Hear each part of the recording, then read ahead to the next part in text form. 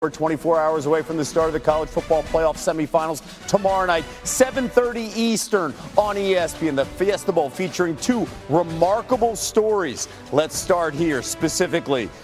Miami, the last team to get into the playoff, is a win away from hosting the national championship, facing an Ole Miss program that has Pete Golding holding it all together after Lane Kiffin left.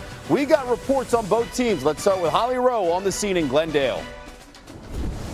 Miami head coach Mario Cristobal addressed the media today and talked about the emotional roller coaster, the ups and downs of this season, and how his team is ready to play on Thursday.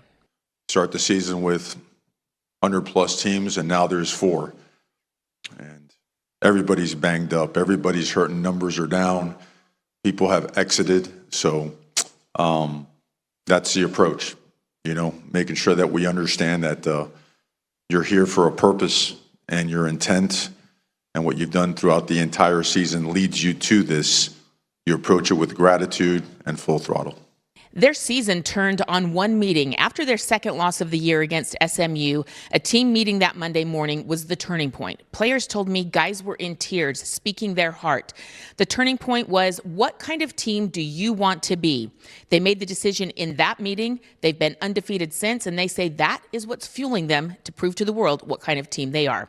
Now for more on Ole Miss, let's go to Laura Rutledge. Thanks, Holly. Well, as Ole Miss is making this playoff run, a big question is about the assistant coaches that have already been hired by Lane Kiffin at LSU. 8 of them coming from Ole Miss to go to LSU. 6 of the 8 are on the offensive side, and some are going to stay for the stretch run. Some are not. Pete Golding talked about that today. Do they want to be here? You're damn right they do. Right? But again, the situation that it is, right? They've got a job to do, and they've got to build a team where they're at. And where their window is right now, we've made it when it's in the semifinals of the national championship. But we could take a 2-week break in the season with a bye week and play a 1AA team with no portal open and not have to worry about retention of your players. But you get off of a plane at 3 a.m. and you got 6 days to play one of the best teams in the country, right? And you're trying to retain your own roster from going in the portal. Then you got to do visits because you got from the 2nd, from the 5th, because you got to be out here at the 5th, right, to get official visit in, right, up portal guys. Okay, on top of guys have taken other jobs at other places that have to build the portal. So to answer your question, yes, we've got plenty of people. One of the assistant coaches that will be here at the Fiesta Bowl, Charlie Weiss Jr., the offensive coordinator, the voice that's been in Trinidad Chambliss, the quarterback's ear this entire time. He said it was already determined prior to the playoff run that he would stay with Ole Miss as long as they continued to play. And Lane Kiffin backed that up. He wanted that to happen for Charlie Weiss Jr. Weiss Jr. said, look, it's a lot right now, but this is a dream. This is what I wanted my entire life. He said, if you had told me that I would be in the semifinals of the college football playoff, also having to recruit for my new job at LSU, but trying to see it through for this team that means so much to him, he said, I wouldn't want anything else. Laura, thank you. We're following a developing story in the sport. Washington quarterback Damon Williams says he's entering the transfer portal, but his move comes just days after he signed a deal that would pay him over $4 million to stay with the Huskies. The sophomore passed for over 3,000 yards, 25 touchdowns this past season. Pete Thamel today, earlier on SportsCenter. Calling around today, people really think this is a flashpoint for the future of college athletics. It, quite frankly, Brian, has been an embarrassment to the sport that they can't get valid contracts done. And look, I had one head coach call me today, and he said, I don't even know who to call when somebody's tampering. I don't even know who's in charge, basically.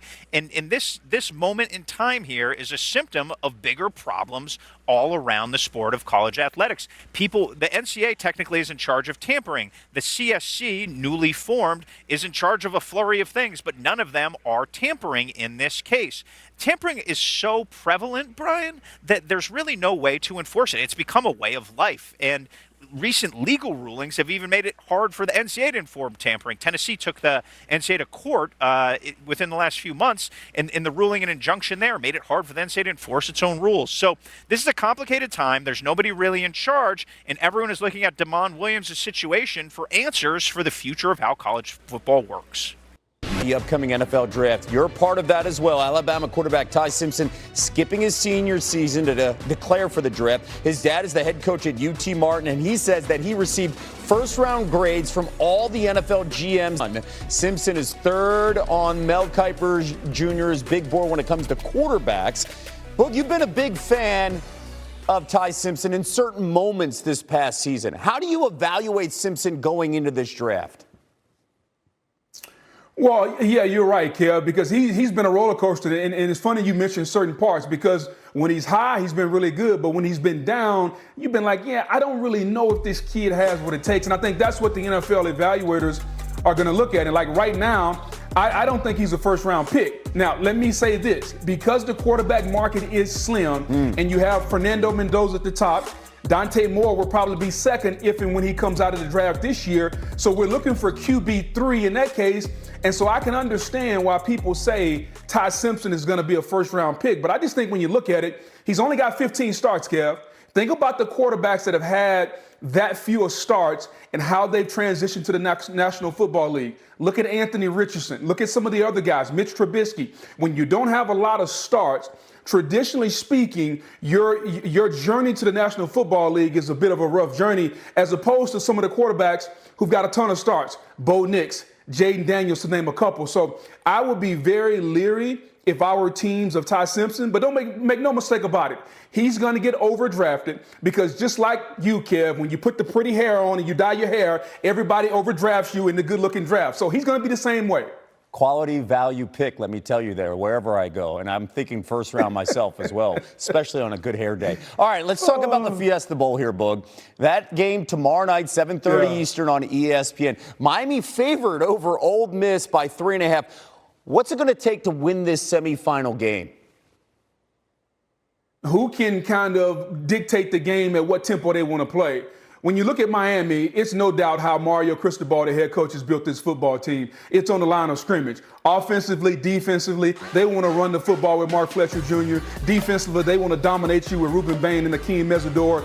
They want to control the game and play at the Miami tempo, meaning we're not trying to run a play every 10 seconds. We want to bludgeon you and beat you to death, as opposed to what Ole Miss is going to try to do with Trinidad Chambliss. They want to come out and they want to run a play every 10 to 15 seconds. They want to go up tempo. They want to push the football down the field. So, Kev, this game is ultimately going to come down who can dictate the tempo based on the matchup. If this game is a fast-paced game and that Miami defensive line is getting tired and they can't run the football, that favors Ole Miss. But if this turns into an old-fashioned slug fight in a phone booth, then I think the Miami Hurricanes have a distinct advantage in that game. Handful of NFL potential stars and talent when you talk about that front line for Miami. All right, let's talk about the talent that we're going to see, of course, on Friday night. Fernando Mendoza and Indiana taking on Dante Moore and Oregon in the Peach Bowl. That is Friday night again, 7:30 Eastern on ESPN. Hoosiers are favored by 3.5 points. Remember, they beat the Ducks by 10 in Eugene in October. This could be 1 and number 2 in the NFL draft. And that loss that Mendoza handed the Ducks, that was Oregon's only loss of the season so far. What's the key to winning this time around? Well, I think the key is going to be, if you're Indiana, don't think you have to change anything. There's a reason you went into Oregon and Outson Stadium and beat them by 10 points, because you were the better football team. You were more fundamentally sound. You didn't allow a big play. You didn't turn the football over. And so I think if you're Kurt Cignetti, you got to tell your football team, yeah, I know typically in a rematch it favors the team that lost, but we're the better football team. We've been the better football team all season, so go out and do it. And if you're Dan Lanning, conversely, you got to tell your guys, hey, they beat us one time. Can they do it again? And Dante Moore, who we talked about, may be the number 2 quarterback in the draft if he comes out. He's got to play to that level. He's got to be outstanding. He's got to throw the football down the field.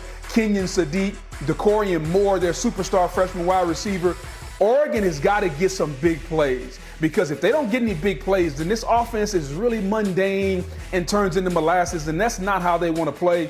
I think, Kev, this is another game, star power of Dante Moore, Kenyon Sadiq, and those guys against the cohesive team of Kurt Cignetti in Indiana. And as he would tell you, if you don't know much about him, just Google him, because all they do is win. Yeah, and they don't commit a lot of penalties or mistakes. You can watch the Peach Bowl Friday night, 7:30 Eastern on ESPN. Both of us having good hair days.